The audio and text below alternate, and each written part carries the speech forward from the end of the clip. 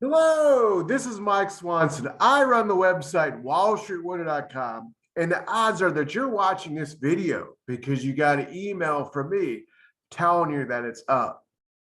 Now, in this video, I'm going to take a little bit of a different tack about what I want to talk about when it comes to financial markets. I'm going to mention two well-known people in the markets.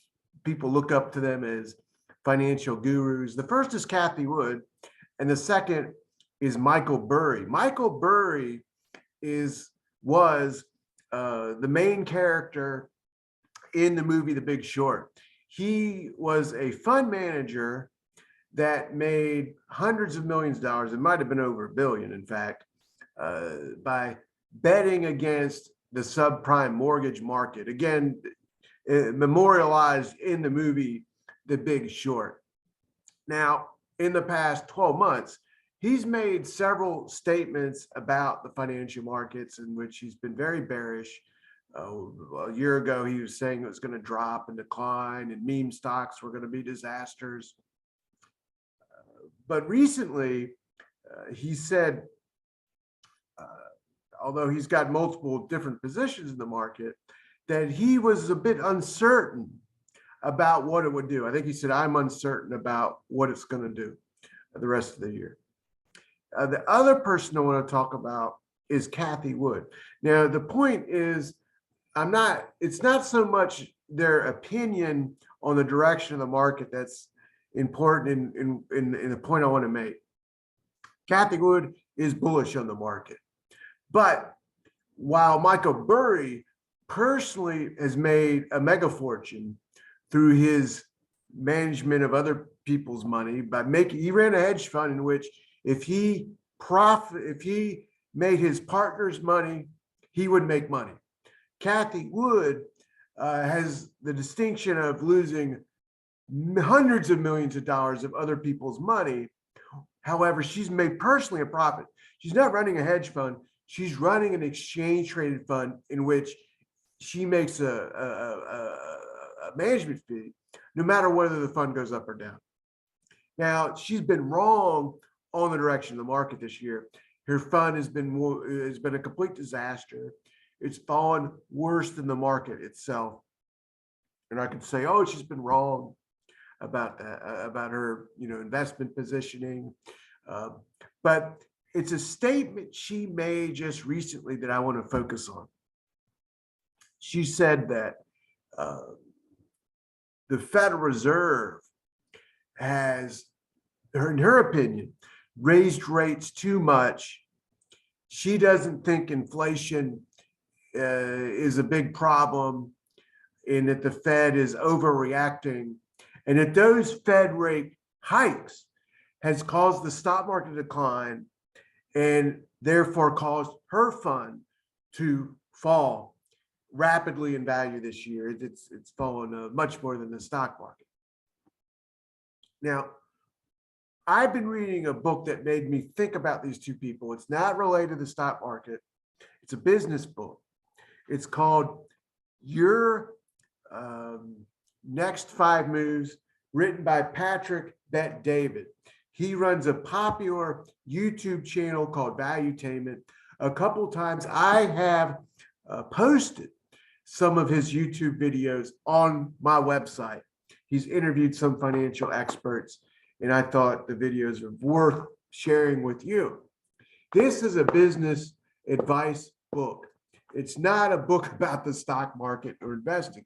But despite that, I just read 3 pages in this book that made me think about Michael Burry, Cathie Wood, and what it takes to truly be a winner in the financial markets and not a flash in the pan. So, and it's something that I've said, that they said, that's different. And it's not their opinions on their market. It's actually how they're personally interacting with the financial markets.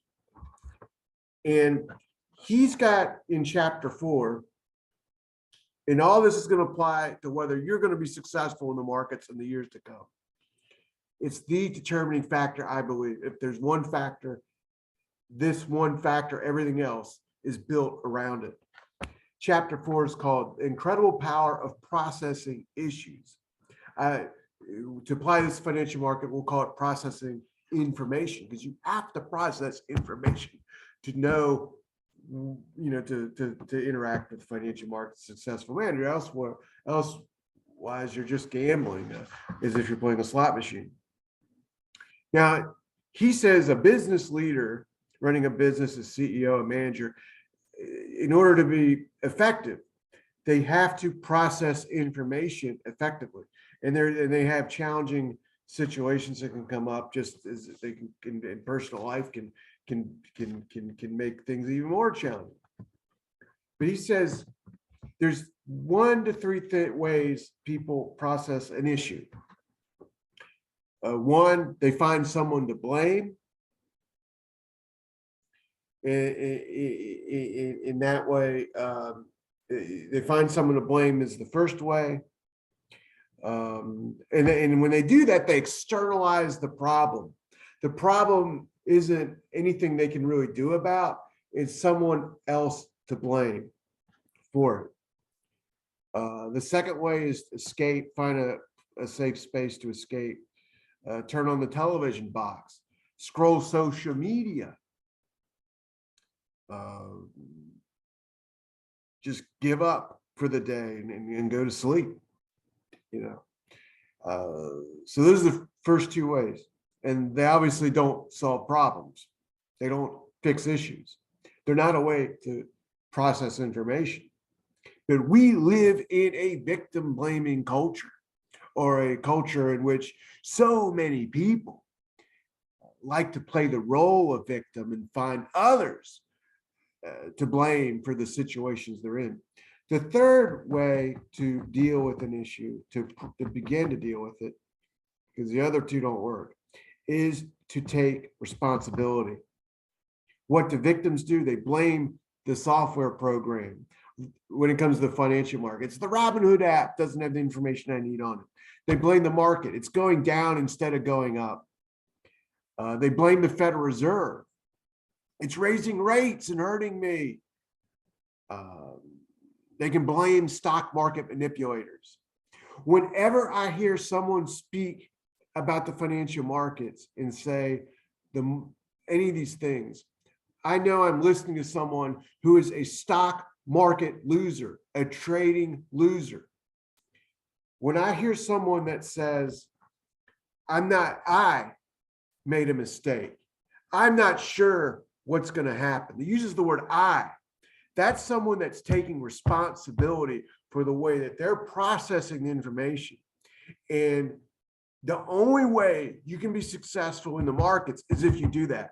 So when I heard Michael Burry speak and say that he was not sure what the market was going to do at the moment, or the next few weeks, and perhaps the rest of the year, I heard someone that said, as if, I don't know what's happening.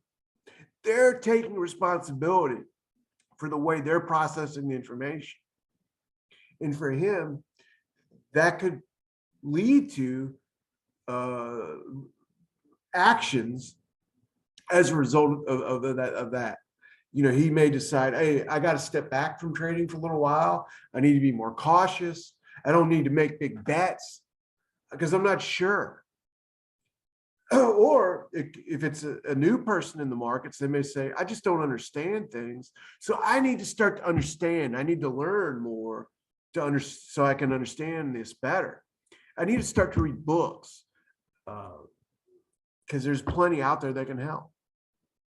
But when I heard Cathie Wood say, oh, the stock market's down and my fund is down because the Fed is raising rates too much, I did not hear a person taking an ounce of responsibility for the results that she's generated for her fund and for her investors. I heard the language of a stock market loser, and that type of thinking typically leads to further losses. And I can tell you, I talked to many people who trade the markets over the years, or investors, and whenever I hear someone speak in that language or say there's manipulation and that's why I'm not winning, I turn away from them, and I try to spend most of my time and energy only speaking with people who don't think like that at all, because they typically have something to add to the table to help me, give me new ideas, or maybe they see something I don't. But when I hear someone speak about manipulation or blame the Fed, they're useless. They're not going to help me. They're a waste of time.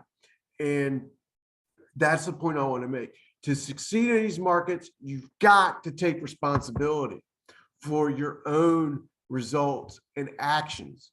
Otherwise, you're treating the stock market like a slot machine or a wild, thing that you're not in control of, and the end results will be telling. So let me recommend one book that helped me out tremendously when I was completely new to trading, completely new.